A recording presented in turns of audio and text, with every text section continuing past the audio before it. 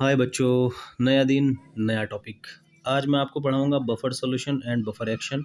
थोड़ा बहुत बेसिक सा पता है तो भी काम चल जाएगा और नहीं पता है तो भी काम चल जाएगा, क्योंकि मैं आपको बीच बीच में जो भी बेसिक की ज़रूरत पड़ेगी बताता रहूँगा। ठीक है। देखो, एक बात ध्यान दो, ये H2O है और सबको मालूम है कि जो प्योर वाटर होता है उसकी पीएच कितनी होती है, 7। अगर आप H2O के अंदर एसिड मिला दोगे, एसिड कौन से होते हैं, HCl, H2SO4, HNO3, है ना।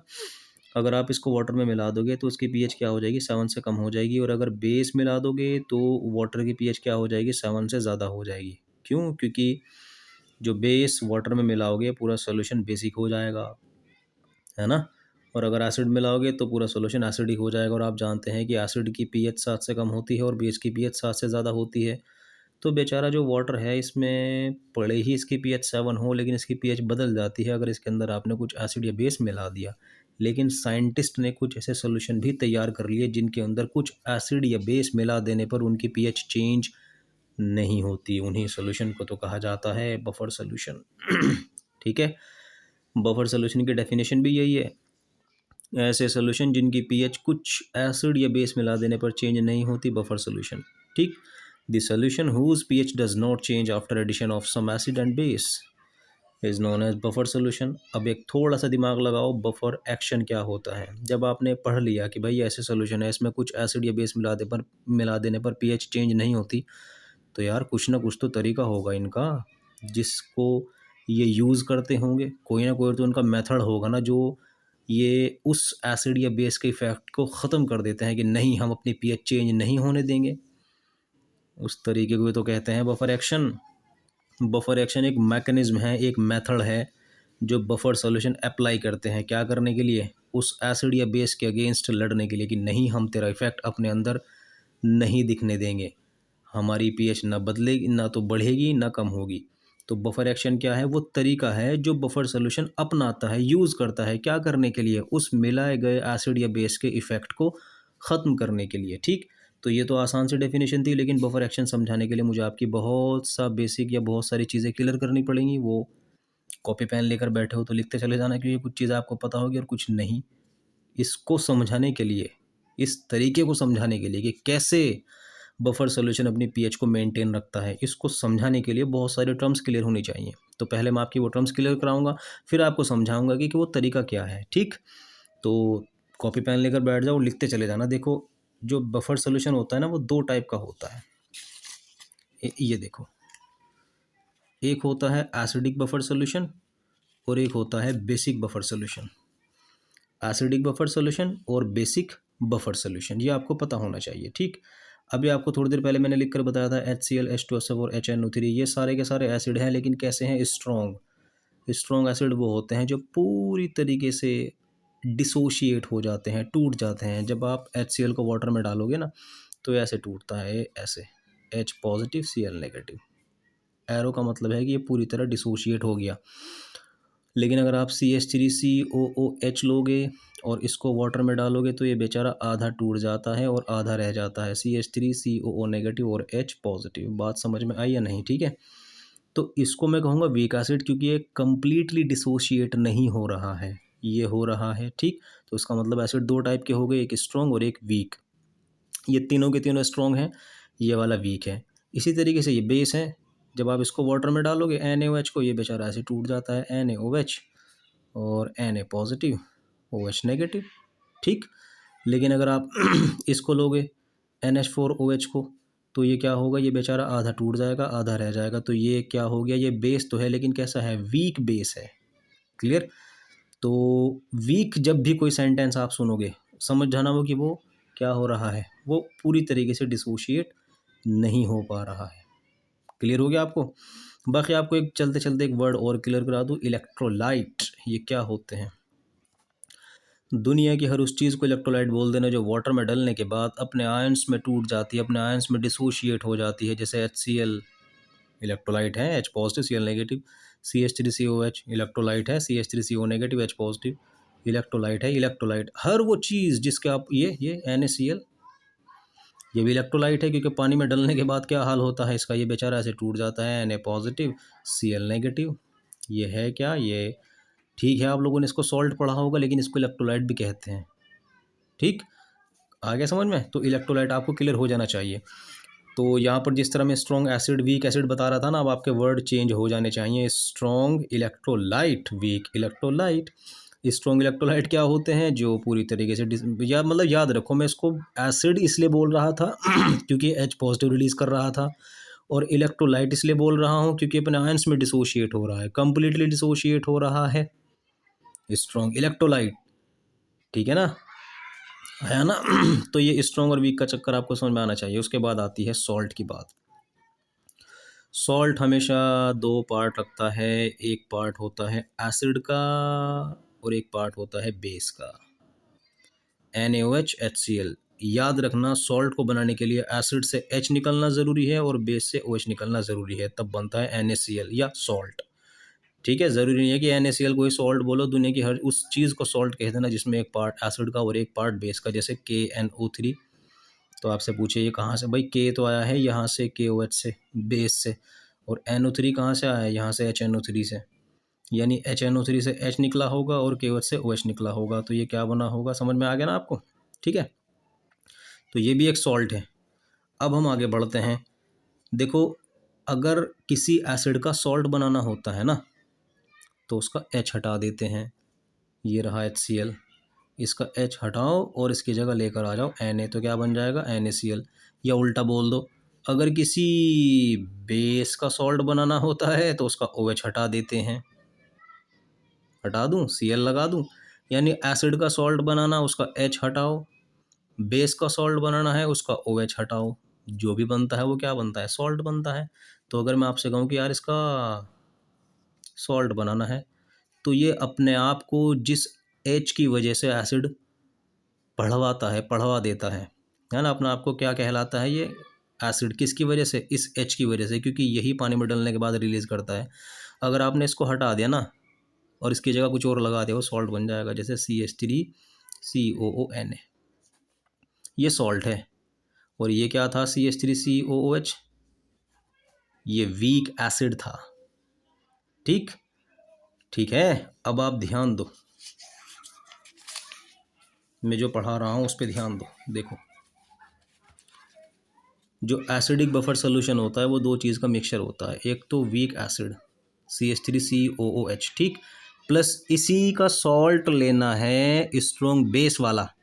अब मैंने आपको बताया था कि अगर सॉल्ट बनाना है तो आपको H हटाना पड़ेगा, हटा दो और इसकी जगह लगा दो कोई भी स्ट्रॉन्ग बेस वाला पार्ट, यानी ये वाला। तो CH3COH प्लस CH3CON, आप समझ गए होंगे सॉल्ट क्यों है, क्योंकि मैंने आपको समझा दिया, वीडियो को पीछे ले जाकर देख देना। तो एसिडिक बफर सोल्यूशन क्या है, अब आपको समझ में आना चाहिए। Acidic buffer solution weak acid और वीक एसिड का ही सॉल्ट स्ट्रॉन्ग बेस के साथ, इस चीज़ का मिक्सचर है। ठीक, weak acid and it's salt with strong base. ठीक, इसको क्या बोला जाता है? Acidic buffer solution. इसी तरीके से अगर आपसे देखो, एसिडिक पता क्यों कहा जा रहा है? क्योंकि इसमें ये वाला पार्ट भी एसिडिक आ गया, ये वाला पार्ट भी एसिडिक आ गया, तो क्या हो गया? ये एसिडिक हो गया ना। तो बेसिक बफर सोल्यूशन में ऑफकोर्स आपको क्या लेना पड़ेगा? वीक बेस, उसी का सॉल्ट स्ट्रॉन्ग एसिड के साथ, यानी जो आपने यहाँ बोला था उसका उल्टा कर देना है। तो वीक बेस कौन सा लूँ मैं?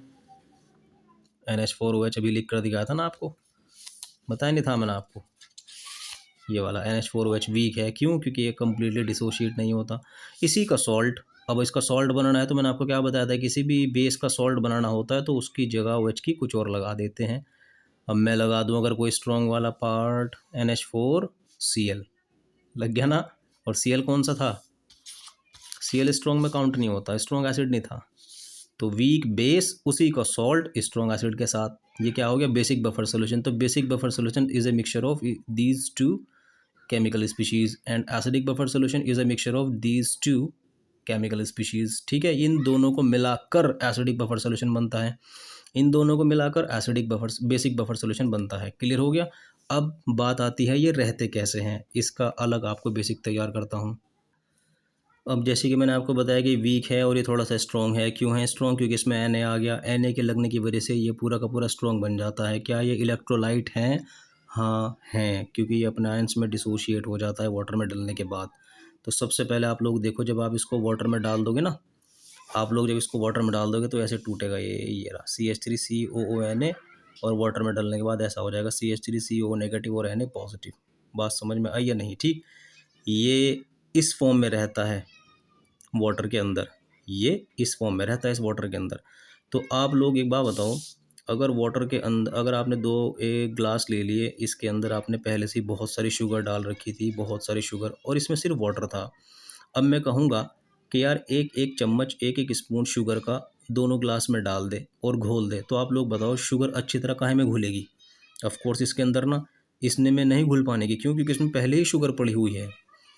जो पहले से ही प्रेजेंट शुगर है वो आने वाली शुगर को डिज़ोल्व होने में बड़ी प्रॉब्लम क्रिएट करती है उसके लिए, कि भाई आप लोग डिज़ोल्व नहीं हो सकते। समझ में आया? तो इसी तरीके से मैं क्या कर रहा हूँ, मैंने एक बॉटल के अंदर इसको डाला पानी के अंदर, ये घुल गया, ऐसे टूट गया, इलेक्ट्रोलाइट था। ऐसे एरो का मतलब है कि स्ट्रॉन्ग इलेक्ट्रोलाइट था। अब मैं उसी बॉटल के अंदर ये डाल रहा हूँ, कौन? ये वाला CH3COOH। तो ये क्या होगा, ये बेचारा कुछ घुल जाएगा, कुछ नहीं घुलेगा। क्यों? क्योंकि उस बॉटल के अंदर पहले से ही प्रेजेंट है ये आयंस, और ये क्या प्रोड्यूस कर रहा है, ये भी यही आयंस प्रोड्यूस कर रहा है। तो पहले से ही जो आयंस प्रोड्यूस्ड हो चुके, वो इनको बनने में बड़ी प्रॉब्लम, समझ गए ना? तो ये थोड़ा सा कम घुलेगा और कुछ नहीं घुल पाएगा। ठीक उसी तरह जैसे पहले से ही शुगर पड़ी हुई थी आपने और शुगर डाली तो वो तो घुली नहीं, जो आप दूसरे ग्लास के अंदर आपने शुगर डाली थी वो घुल गई थी। तो आपने कुछ देखा कि जो पहले से ही प्रेजेंट इलेक्ट्रोलाइट था, उसकी प्रेजेंस, इलेक्ट्रोलाइट क्यों बोल रहा हूँ, क्योंकि ये अपने आयंस में डिसोशिएट हो गया था।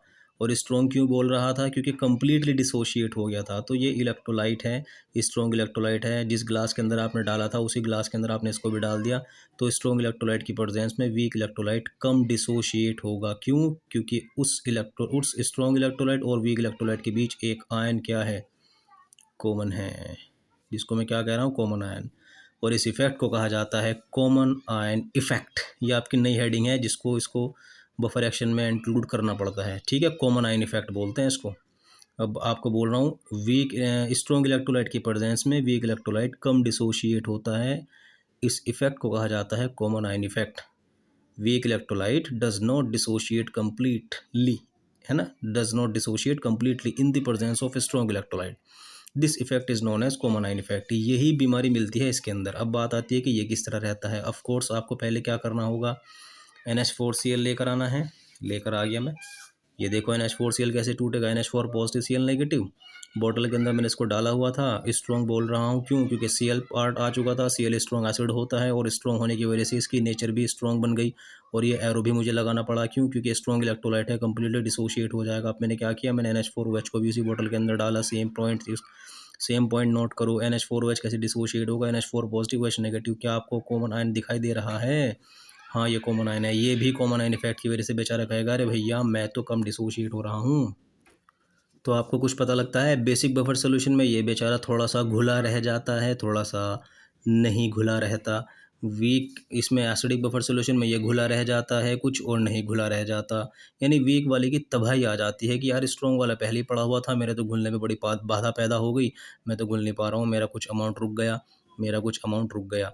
ये कंपोजिशन है बेसिक बफर सोल्यूशन की, और ये कंपोजिशन है एसिडिक बफर सोल्यूशन की। आपको क्लियर हो गया ना कॉमन आयन इफेक्ट की वजह से क्या बवाल हुआ, और acidic buffer solution basic buffer solution क्या थे। ठीक, अब है ये दोनों काम कैसे करते हैं जब मैं एसिड या बेस मिला देता हूँ तो। ठीक है ना, देखो याद रखो। तो सबसे पहले हम पढ़ते हैं after addition of an acid. अगर मैं एसिड मिला दूं किसमें, इस वाले में, एसिडिक बफर सोल्यूशन में, तो क्या होगा भैया? देखो अगर आप एसिड मिला दोगे तो एसिड क्या प्रोड्यूस करता है किसी भी सोल्यूशन के अंदर, H पॉजिटिव। अब आप ध्यान दो, इस एरो का क्या मतलब था? इस एरो का मतलब था कि ये पूरी तरीके से डिसोशिएट हो गया। दुनिया भर के नंबर इसके प्रेजेंट हैं सॉल्यूशन के अंदर, क्योंकि कंप्लीटली डिसोशिएट हुआ भाई। पता नहीं कितने सारे आयंस प्रोड्यूस हुए होंगे इसके। तो ये वाला पार्ट लड़ने के लिए आता है किससे? उस H पॉजिटिव से, जो प्रोड्यूस करता है कौन, एसिड। बहुत सारी अमाउंट है ना इसकी। क्यों है? क्योंकि कंप्लीटली डिसोशिएट हो गया भाई। देखो भाई साहब, CH3CO नेगेटिव आ खड़ा हुआ यहाँ पर।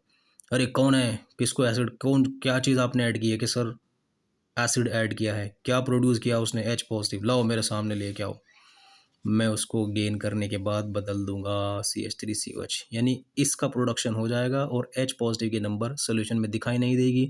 और जब H पॉजिटिव की दिखाई नहीं देगी नंबर, तो सोल्यूशन की pH चेंज नहीं होगी।